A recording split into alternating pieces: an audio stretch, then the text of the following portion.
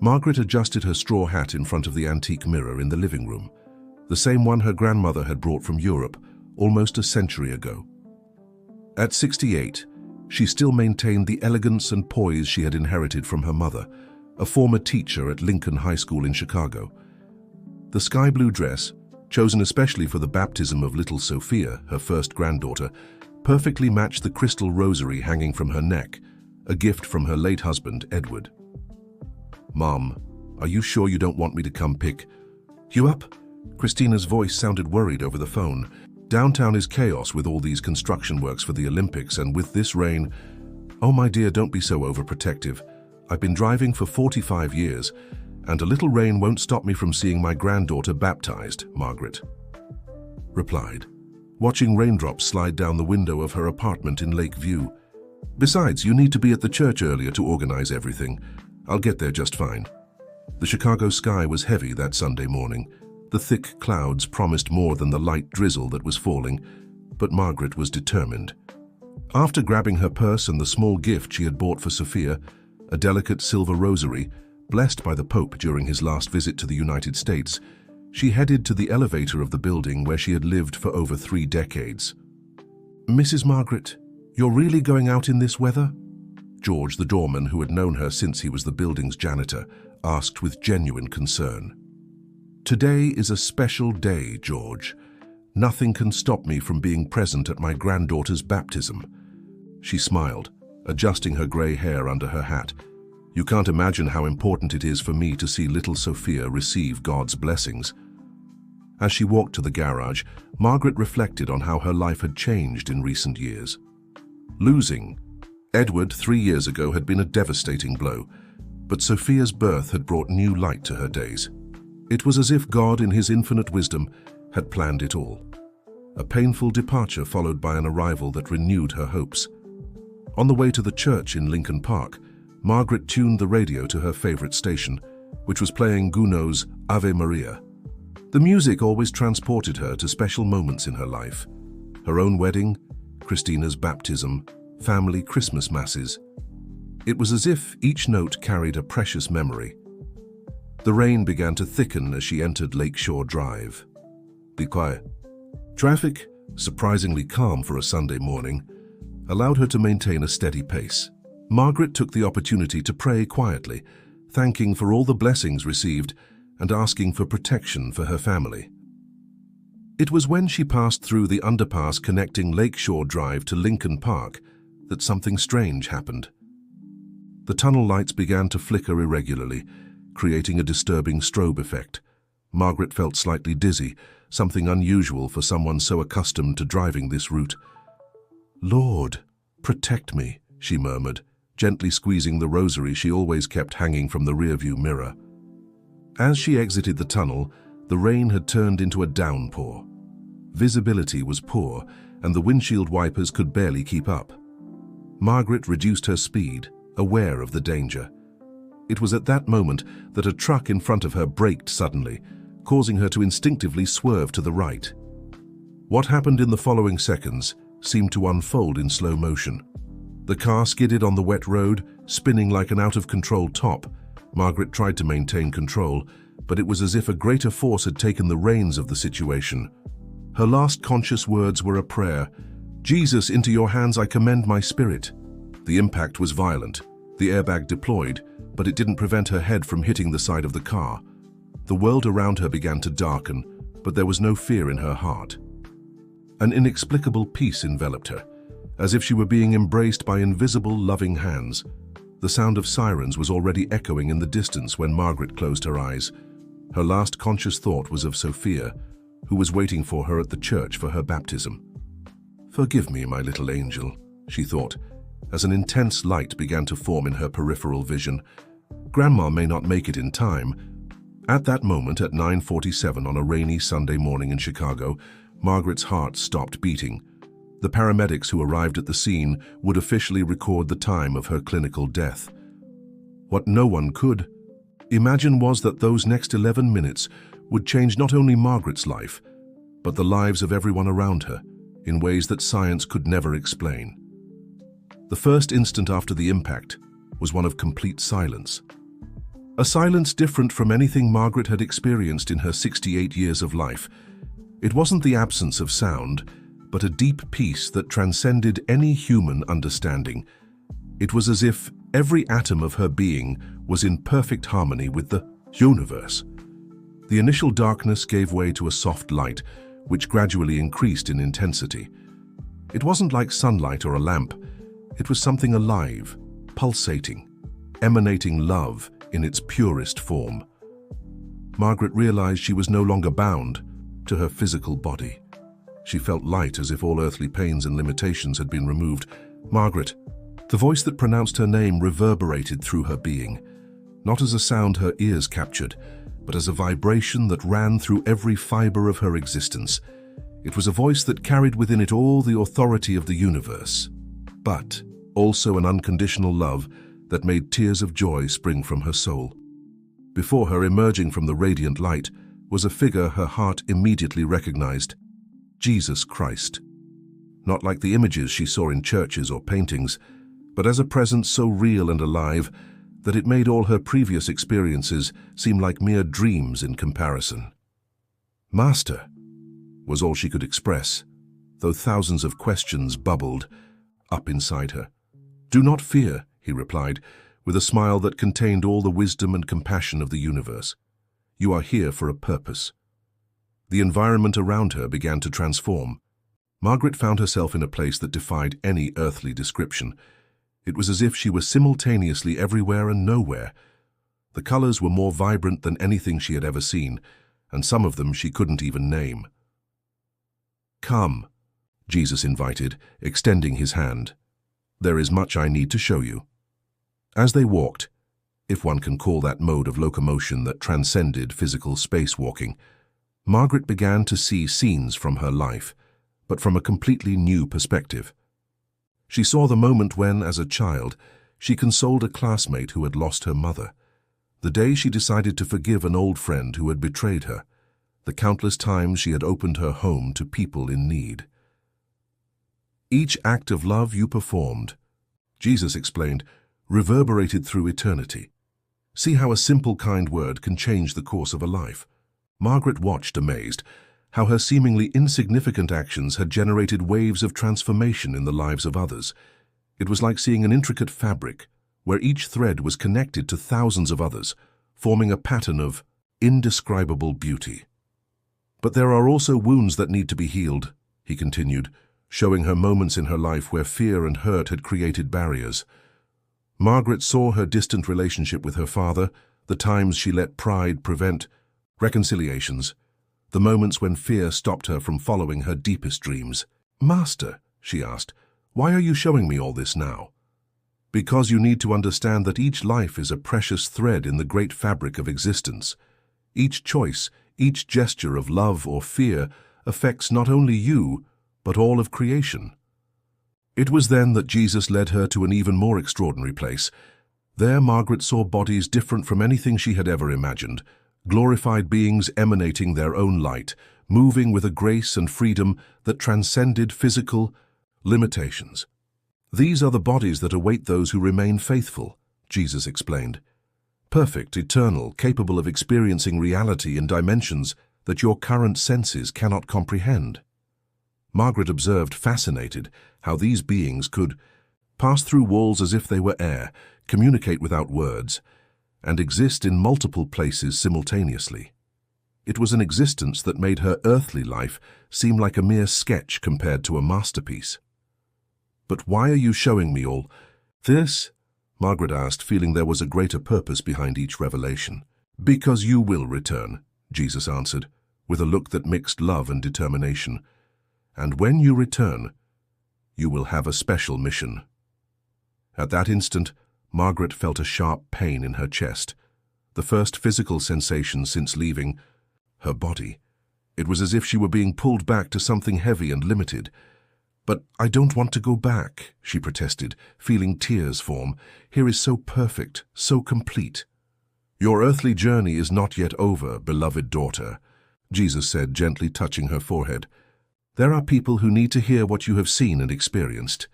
There are hearts that need to be touched by your testimony." Before she could respond, Margaret felt herself being enveloped by an even more intense light. The last thing she heard was Jesus' voice, now seeming to come from all directions. Remember, love is the most powerful force in the universe. It is the only power capable of transforming fear into hope, pain into purpose, death into life. We have a pulse, the paramedic's shout echoed through the ambulance as the heart monitor began to register beats again. It was exactly 9:58 in the morning, 11 minutes after Margaret's heart had stopped. The return to consciousness was like plunging into icy waters. Every physical sensation seemed amplified.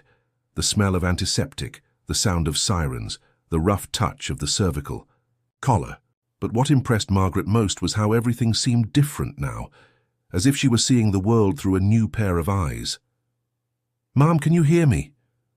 The young paramedic's voice sounded distant, as if coming from another world. Margaret tried to respond, but her throat was too dry. Instead of words, tears began to stream down her face. "She's crying." "That's a good sign," said an older paramedic, gently holding her hand. "Mrs. Margaret, you've been in an accident, but everything's okay now. We're taking you to Mercy Hospital." Margaret wanted to say that she knew exactly what had happened, that she had just experienced something beyond any human comprehension, but her body still wasn't responding as she wished. Instead, she focused on each breath, feeling the air enter and leave her lungs, a miracle she now saw with new eyes. In the emergency room, doctors and nurses moved quickly around her, performing exams and checking her vital signs. Margaret heard fragments of their technical conversations.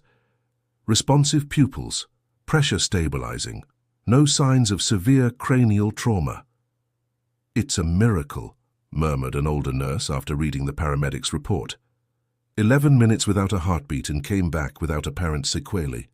It was only late in the afternoon, after several exams and evaluations, that Christina was finally able to enter the room where her mother was hospitalized. Her eyes were red from crying, and she was still wearing the elegant dress she had chosen for Sophia's baptism. "Mom," Christina ran to hug her, careful not to disturb the various monitoring equipment. "I was so scared when I got the call from the hospital." "Forgive me, sweetie," Margaret managed to say, her voice still hoarse. "I couldn't make it to Sophia's baptism." Christina let out a nervous laugh through her tears. "Mom, please, don't worry about that now. Sophia will have many other special moments with you. The important thing is that you're alive." Margaret held her daughter's hand with surprising strength. "Christina, I need to tell you something. Something extraordinary happened during those 11 minutes. Before she could continue, Dr. Richard, a middle-aged neurologist with graying hair and kind eyes, entered the room. "Mrs. Margaret, it's good to see you awake and conscious. You gave us quite a scare." "Doctor," Margaret began, with a clarity that surprised everyone, "I know I was dead for 11 minutes. The doctor exchanged a significant look with Christina before responding. "Yes, technically, you suffered a cardiac arrest that lasted 11 minutes. It's extremely rare for someone to survive that long without neurological damage. In fact, it's practically a miracle," Margaret completed. "Doctor, during that time I saw things. I experienced something that completely changed my understanding of life and death." Dr. Richard pulled up a chair and sat beside the bed. In his 30 years of practice, he had learned to listen to his patients attentively, especially those who had gone through near-death experiences. "Can you tell me more about it?" In the days that followed, Room 507 at Mercy Hospital became a place of profound revelations. Margaret, still connected to cardiac monitors but growing stronger every day, began to share fragments of her experience with those who visited her. A young nurse, Patricia, was the first to notice something different about Margaret. It wasn't just her surprisingly rapid recovery, but there was a light in her eyes, a serenity that seemed to illuminate the entire room. "You seem different," Patricia commented one night while checking her vital signs. Margaret smiled, taking the nurse's hand. "You know, Patricia, you have a special gift. It's not just about administering medications or checking blood pressure. You bring comfort, hope. I saw how your kind words affect your patients, how your sincere smile changes their day." Patricia was speechless. She had never told anyone. But she had always felt that her vocation went beyond medical procedures. How could Margaret know? During those 11 minutes, Margaret continued, I learned that each gesture of love, no matter how small it seems, creates waves of transformation in the universe. I saw how your silent prayers for the most difficult patients make a difference, even if you don't realize it. Dr. Richard, who initially maintained a characteristic professional distance, began to make more frequent visits. Something in Margaret's account intrigued him deeply. You mentioned that you saw how our actions affect other people, he commented during a visit. Can you explain that better? Margaret adjusted herself in the bed, her eyes shining with a special intensity. Doctor, imagine a lake. When we throw a stone, the waves spread in circles, affecting the entire surface. Each of our actions is like that stone. But the waves don't stop at the shore. They continue through time and space, touching lives we can't even imagine exist. Christina, who was present during many of these conversations, noticed how her mother had changed. It wasn't just her surprising physical recovery, but there was something deeper, a serene wisdom that seemed to emanate from her. Mom, she asked, one afternoon while adjusting the flowers in the room, are you no longer afraid of death? Margaret smiled, a smile that seemed to contain all the peace in the world. It's not that I'm not afraid, dear. It's that now I know that death is not an end, it's a passage. Like crossing a door to a much larger and brighter room in the Father's house. It was during one of these conversations that something extraordinary happened.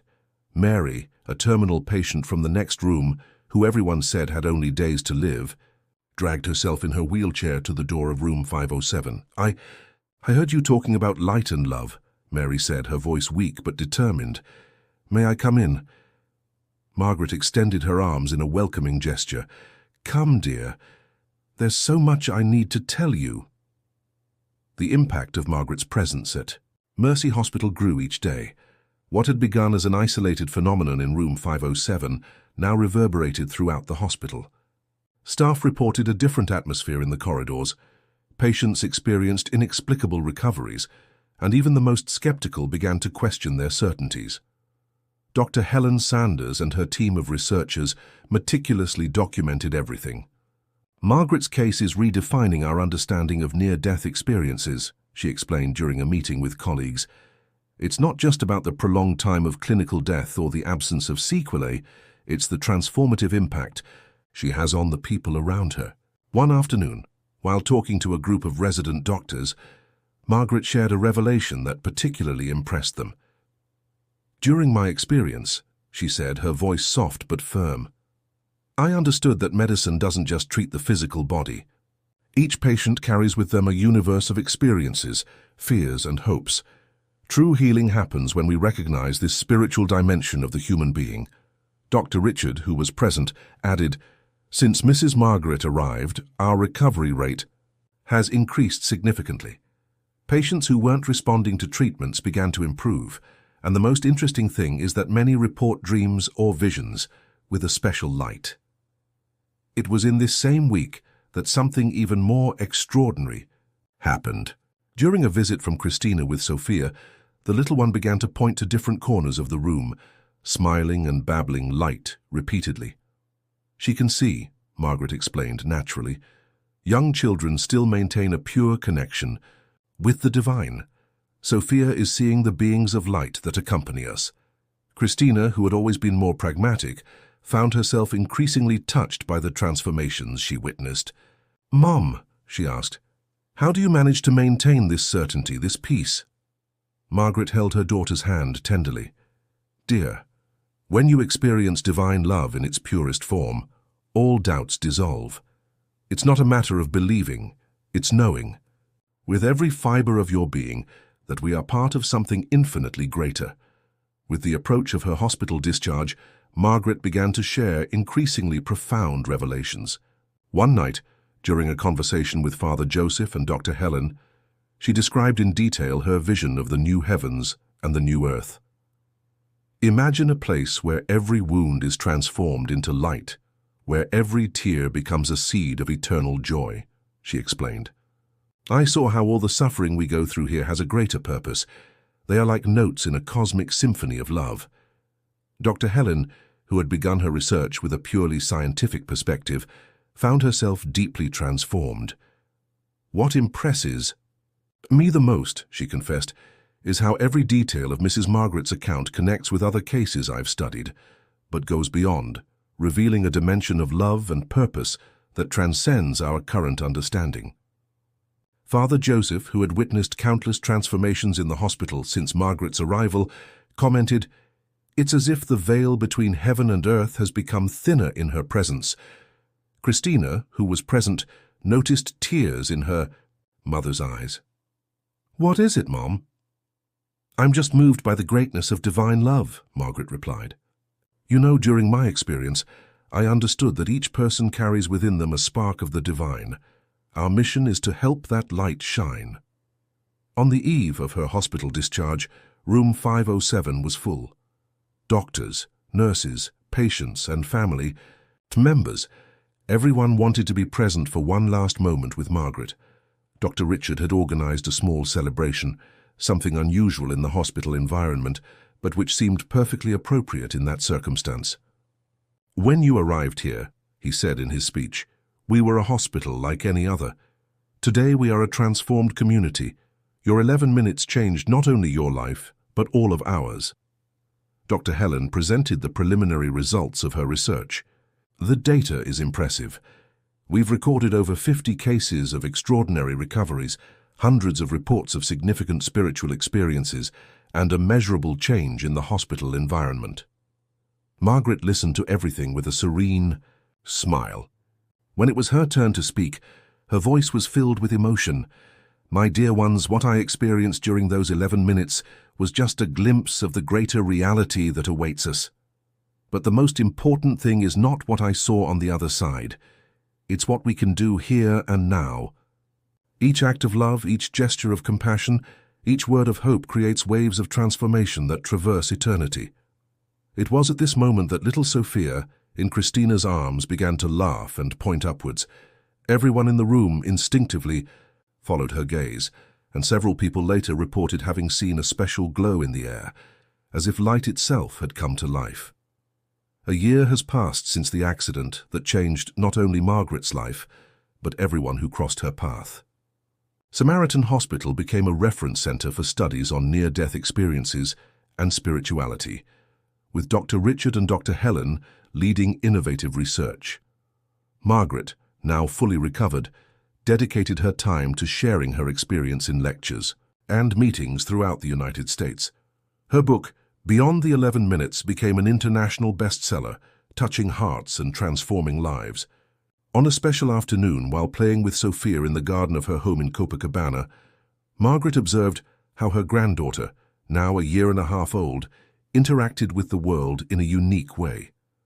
The girl had a special gift for comforting sad people and seemed to see beyond the material veil. "Grandma," Sophia said clearly, pointing to the sky, "beautiful light." Christina, who was watching the scene, approached. "Mum, sometimes I wonder, did you ever feel afraid during those 11 minutes?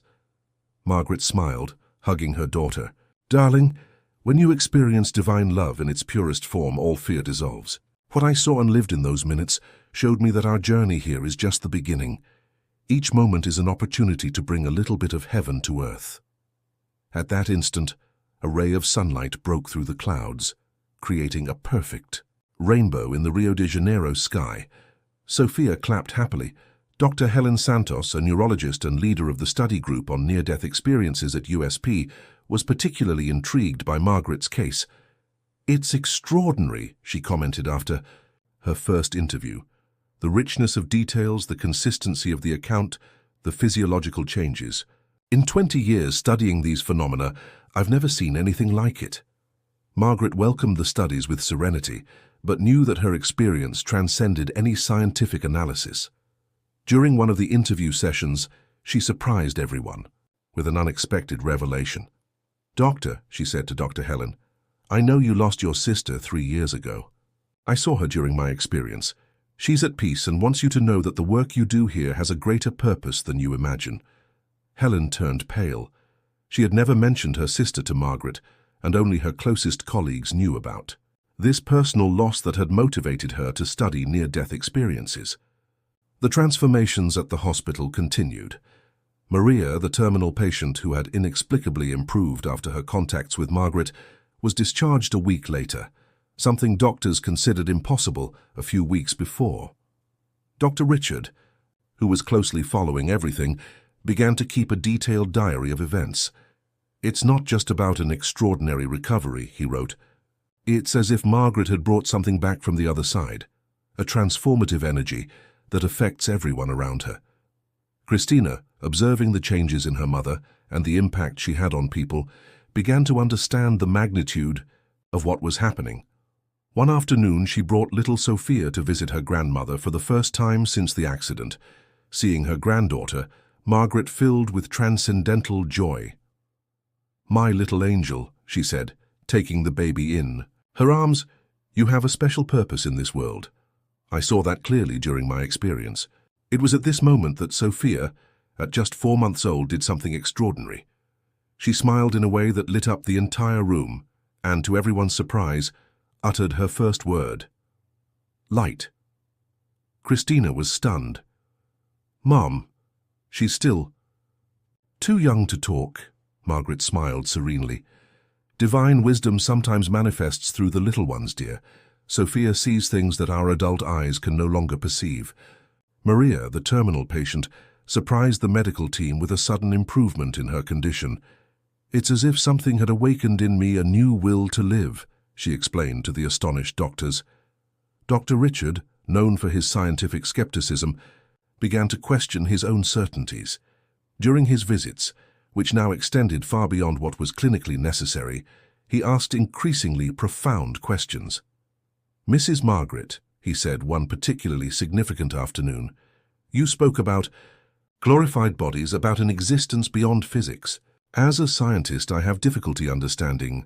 Margaret gently interrupted him. "Doctor, have you ever observed how a caterpillar transforms into a butterfly? If we tried to explain to the caterpillar that one day it would fly, it would be impossible for it to understand. Our current bodies are like the cocoon, necessary for our transformation, but not our final form." Christina noticed that her mother was beginning to attract more and more visitors. Nurses brought other patients, doctors came out of curiosity, and even the hospital chaplain became a constant presence in room 507. "It's impressive," commented Father Joseph, after a long conversation with Margaret. "Your descriptions of the divine, there's something in them that transcends any theology I've ever studied." The most visible impact, however, was on Margaret herself. Her exams showed a recovery that defied any medical explanation. More than that, there was a luminosity in her presence that transformed the environment around her. One afternoon, while talking to a young nurse going through a personal crisis, Margaret shared something that would mark her forever. "Dear, I saw how every tear we shed is precious in God's eyes. Our pains are not in vain. They are like seeds that, watered by divine love, will bloom into gardens of eternal joy." It was in this same week that something unexpected happened. A group of doctors from an important research center on near-death experiences arrived at the hospital, interested in documenting Margaret's case. Room 507 of Samaritan Hospital became a place of profound revelations. Margaret, still connected to heart monitors but growing stronger every day, began to share fragments of her experience with those who visited her. "It was as if every moment of love I've ever lived or given was connected to thousands of others," she explained to Christina, who spent afternoons by her side. "I saw how a simple act of kindness can traverse generations, touching lives we couldn't even imagine existed." Dr. Richard, intrigued by his patient's lucidity and conviction, began to make visits longer than necessary. Although his scientific background made him seek neurological explanations for Margaret's visions, there was something in her account that touched a deeper part of his soul. "You spoke about glorified bodies," he commented during a visit. "Can you explain better what they were like?" Margaret closed her eyes for a moment, as if searching for the right words. "Doctor, imagine being able to exist without the limitations we know. These bodies, they could traverse dimensions, communicate without words, experience reality in ways our current senses cannot comprehend."